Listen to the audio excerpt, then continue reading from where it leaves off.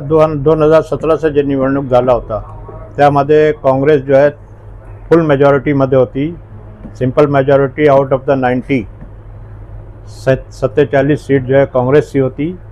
मग 2.5 वर्षांनंतर जे आहेत आमचे काही नगरसेवकाने बंडखोरी करून जे आहेत एक इंडिपेंडंट कॅन्डिडेटला साथ दिले. त्याच्या विरुद्ध पक्षाने त्यांना डिस्क्वालिफाय करण्याची लढाई सुरू केली होती आणि शेवटी जे आहेत शासनाकडून जे आहे त्यांना डिस्क्वालिफाय करण्यात आलेलं आहेत.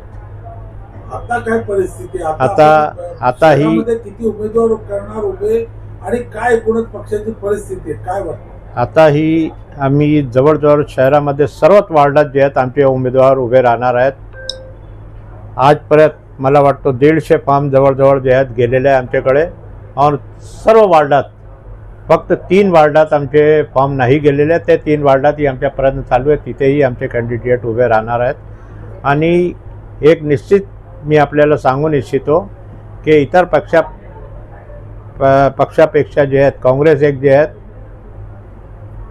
एक ठाम त्यांच्या एक विचारधारा आहेत त्याप्रमाणे तो चालतात. बाकी इतर जितके पक्ष आहे जो आघाडीमध्ये होते त्यांच्या काय ठोस ते नाही आहे. आपण मागच्या इलेक्शन आपण बघितले होते.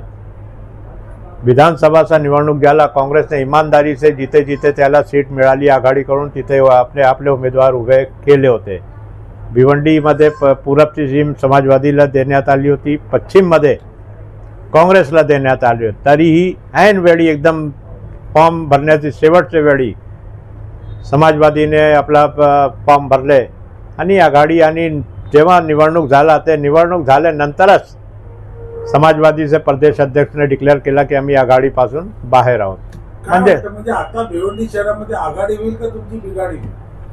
आघाडी नाही, आता आम्ही एकटा आता आजपर्यंत जात आहोत आणि आम्हाला विश्वास आहे की काँग्रेस जो आहे सर्वात मोठा पक्ष म्हणून जे आहेत भिवंडीमध्ये निवडून येत आहेत.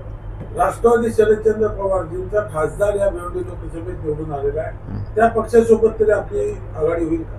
बघा, राष्ट्रवादी काँग्रेस पक्षाचा भिवंडीमध्ये काहीही बेस नाही आहेत.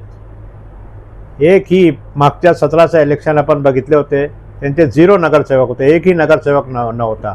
तरीही लोकसभामध्ये त्यांना तिकीट मिळाला. राष्ट्रवादीला गेली ते सीट शरद पवार गटाला.